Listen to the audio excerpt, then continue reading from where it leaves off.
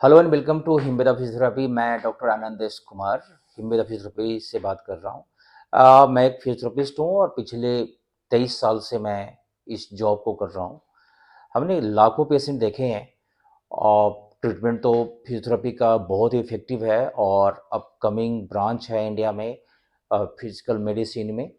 और आज का जो वीडियो है ये बेसिकली वेट मैनेजमेंट और जिनका वजन ज़्यादा है उनके लिए मैं कुछ टिप्स देना चाहता हूँ। ये टिप्स उनके लिए नहीं है जो हाईली डायबिटिक हैं, जो हाईली थायराइड के पेशेंट हैं, जो जिनके ऑर्गन फेल की कोई प्रॉब्लम है, या फिर ऐसी कोई कंडीशन, मेडिकल कंडीशन जहाँ पर कि डॉक्टर ने साफ साफ मना किया हुआ है कि आप वेट मैनेजमेंट में नहीं जा सकते। बहुत सारे ऐसे बीमारियां होती हैं जहाँ पर कि आपको ख्याल रखना होता है। सो सबसे इम्पोर्टेंट पहला पॉइंट, अगर आपका वजन ज़्यादा है तो अपनी उम्र, बॉडी वेट, बॉडी हाइट के हिसाब से अपनी एक सेट करें टारगेट कि मेरी वजन इतनी है और कैलकुलेटेड वजन, नॉर्मल वजन मेरी इतनी होनी चाहिए। आपको एक फिगर आ जाएगा कि हाँ, मेरा वजन इस समय में इतने केजी एक्स्ट्रा है। जैसे ही आपके दिमाग में बात आती है ना कि ये 10 केजी, 15 केजी, 20 केजी वजन एक्स्ट्रा है, आपको ज़्यादा कुछ करना नहीं होता, आपके पास में वो कैलकुलेशन स्टार्ट हो जाती है। फर्स्ट। सेकंड, क्या करना है, बिना भूख लगे हुए आपको डाइट नहीं लेनी है, खाना नहीं है। एक्सेप्शन हो सकता है, अगर एक्सेप्शन मैनेजेबल है तो उसको मैनेज करें। लाइक कि जी, मैं ऑफिस में जाकर नहीं खा सकता, इसको आप मैनेज कर सकते हैं। मुझे जल्दी जाना है तो नहीं खाता, ये मैनेज हो सकता है, क्योंकि आप जहाँ जाते हैं वहाँ पर तो ऐसा है नहीं कि हमारे देश में कोई ऐसा जगह है जहाँ पर कि खाने की चीज़ें ना मिलती हो। हाँ, उसमें आपको पैसा एक्स्ट्रा लग सकता है। हो सकता है कि आपको उसमें कुछ ज़्यादा मैनेज करना पड़े, ज़्यादा कैलकुलेशन करना पड़े कि हाँ जी, मुझे क्या खाना है, यहाँ पर क्या नहीं खाना है, क्या मिल रहा है, क्या नहीं मिल रहा है। लेकिन अगर आपको अपना वजन कम करना है तो इन चीज़ों को फॉलो करना ही पड़ेगा, कोई शॉर्टकट नहीं है। थर्ड, सबसे इम्पोर्टेंट, आप देखें कि क्या आपकी उम्र और आपके बॉडी वेट के हिसाब से कुछ ऐसी चीज़ें हैं जो आपके अगेंस्ट में जा रही है।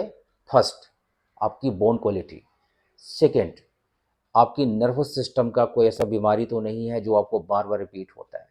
कोई ऐसी डिजीज़ लाइक कॉन्स्टिपेशन, डाइजेशन से रिलेटेड प्रॉब्लम, लिवर से रिलेटेड प्रॉब्लम, लिवर किडनी से रिलेटेड प्रॉब्लम, आपकी कोई ब्रीदिंग की प्रॉब्लम, ऐसी चीज़ें जो हैं जो आपकी बॉडी के मेटाबॉलिज्म को काफ़ी कम कर देता है, तो तुरंत से इस पर काम करना स्टार्ट करें। और इसके लिए मैं बहुत ज़्यादा नहीं बताऊंगा, हर कोई जानता है कि अगर इस तरह की तकलीफ़ें हों तो हमें किससे मिलना होता है। तो आप अपने मेडिकल प्रैक्टिशनर से मिल करके इन चीज़ों को सॉर्ट आउट करें, तब अपना वजन और वेट मैनेजमेंट में जाएं, तभी बेनिफिट है, तभी आप इफ़ेक्टिव कर पाएंगे।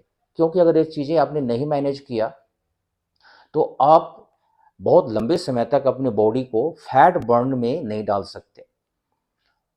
नेक्स्ट पॉइंट है जो सबसे इंपॉर्टेंट है, मैक्सिमम टाइम में बोला जाता है कि जैसे आयुर्वेद का एक सिस्टम है जो प्रैक्टिकली लोग फॉलो भी करते हैं कि आपको इन चीज़ों का सेवन ज़्यादा करना है, इन चीज़ों का सेवन नहीं करना है।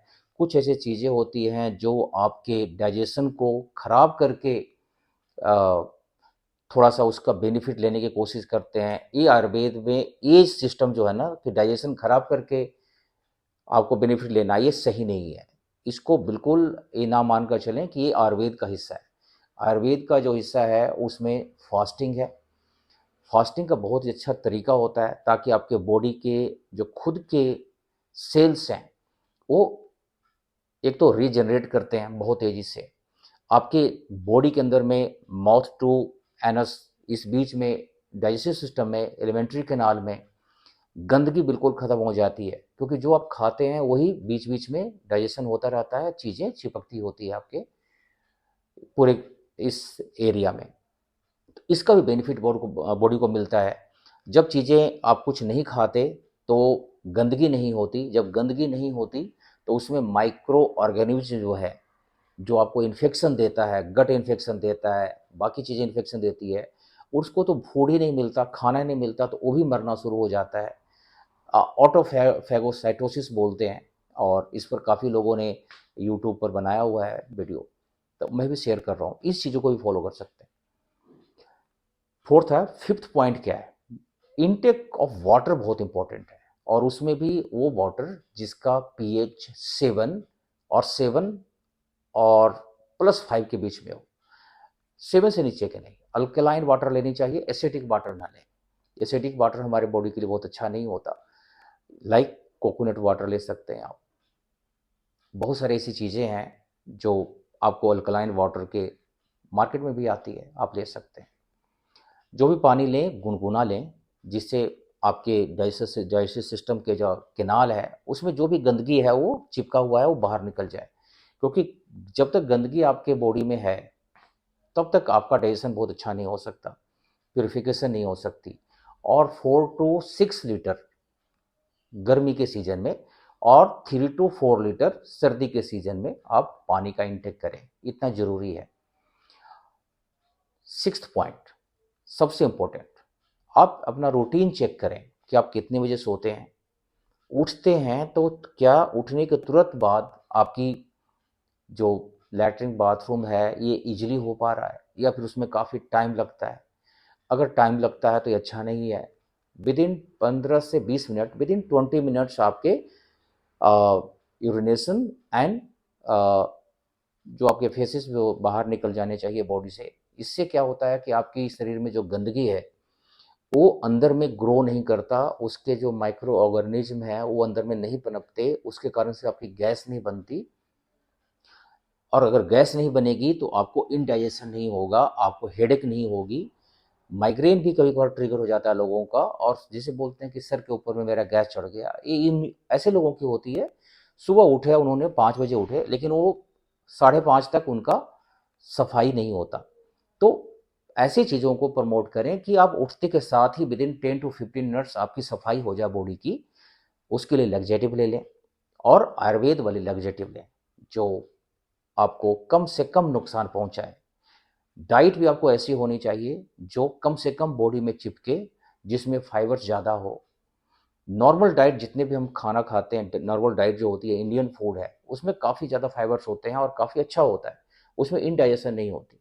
उनके लिए मुश्किल होता है जो बहुत ही लो फाइबर या नो फाइबर वाली डाइट लेते हैं, या फिर डाइट ऐसा लेते हैं जिसमें बल्क नहीं बनता। तो आप उस डाइट में बल्क बनाने की कोशिश करें। जैसे कोई रात में प्रोटीन शेक पीकर सो जाता है, प्रोटीन शेक में मान के मैं चलता हूँ कि नहीं के बराबर होता है फाइबर्स, तो आपको सुबह प्रोटीन नहीं आएगी, आप बिल्कुल फ्रेश नहीं हो पाएंगे। अगर फ्रेश होंगे भी तो आपका पहले से सिस्टम नॉर्मल है। तो इन चीज़ों को भी ख्याल रखेंगे कि आप जब भी रात में कोई डाइट लेते हैं तो उसमें आपके फाइबर्स होने चाहिए। सबसे इंपॉर्टेंट, अपना वजन एवरी 3 डेज में, लास्ट है लेकिन सबसे इंपॉर्टेंट, अपना जो बॉडी वेट है ना एवरी 3 डेज में चेक करें। और सबसे इंपॉर्टेंट मैं मानता हूँ इसे, अभी वजन मैं पिछले 1 महीने से मैं खुद भी अपना कम कर रहा हूँ, और अभी मैंने 4 kg के आसपास में लगभग कम कर दिया है। और बहुत ही ईजी फील होता है जब आपका वजन कम होता है। आपके बॉडी वेट और हाइट के हिसाब से मेरा बॉडी वेट, उम्र और जो मेरी हाइट है इसमें बहुत ज़्यादा इक्विलिब्रियम नहीं है, क्योंकि मेरा जो हाइट है वो 5 फुट 9 इंच के आसपास में है।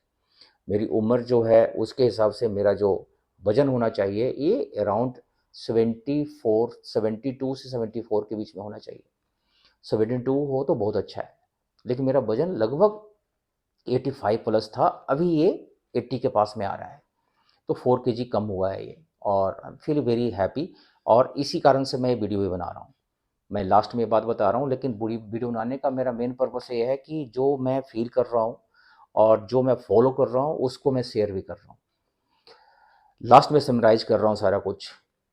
उन पेशेंट के लिए नहीं है जो हाईली डायबिटिक हैं, थायराइड के पेशेंट हैं, या उनका कोई मेडिकल प्रॉब्लम चल रही है, ऑर्गन से रिलेटेड प्रॉब्लम चल रही है।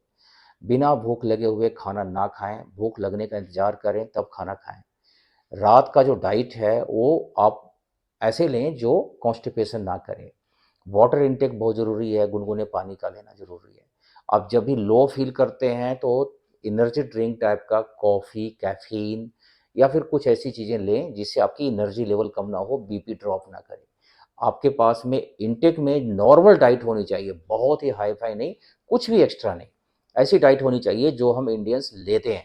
वही दाल, चावल, रोटी, सलाद, सब्जी, ये सब चीज़ें, दही होनी चाहिए, कुछ भी एक्स्ट्रा नहीं। कुछ भी एक्स्ट्रा करने का मतलब है कि फिर वो सारे के सारे जो प्रोटोकॉल जो मैं बताना चाह रहा हूँ, सब चेंज हो जाएगा। क्योंकि जब भी कुछ आप ऐसी चीज़ें लेते हैं जो स्पेसिफिक हो जाता है, तो फिर इन चीज़ों का फिर इम्पोर्टेंस ज़्यादा नहीं रहता, फिर आपको उसी पर टिकना होता है।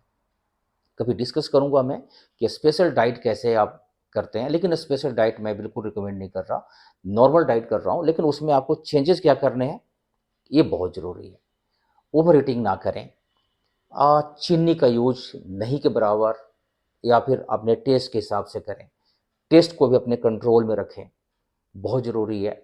और इस तरह से फॉलो करें, जैसे मैंने लास्ट में बताया कि एवरी 3 डेज़ में बॉडी वेट का करना बहुत ज़रूरी है, क्योंकि अगर आप हाफ एन केजी को कम नहीं कर सकते, तो आपको उससे पहले ही पता हो जाना चाहिए कि ये 200 ग्राम या 300 ग्राम या 500 ग्राम जो है ना एक्स्ट्रा हो चुके हैं। तो यहाँ पर रोकना इसको मुश्किल है। इंस्टेड ऑफ कि 2 से 3 किलो ऊपर चला जाए वजन, वहाँ पर रोकना बहुत ही मुश्किल है।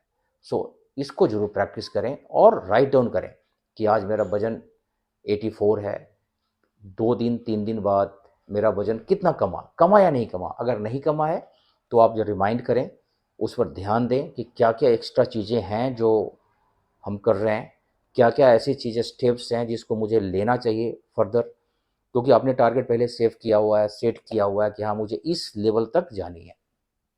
एवरेज महीने का 2 केजी से 4 केजी का वजन ही लॉस करें, और इस बीच में अपने multivitamins, multi minerals, vitamin D3, B12, ये सब चीज़ें लेते रहें, इसमें कमी नहीं होनी चाहिए। और किसी खास सप्लीमेंट के रूप में लें या अपनी डाइट में लें। फर्दर मैं नेक्स्ट 4 डेज में जब मैं अपना वजन एक बार फिर से चेक करूँगा, फिर से मैंने कुछ कैलकुलेट करके आप लोगों को बताना है। तब तक के लिए इंतज़ार कीजिए। Thank you.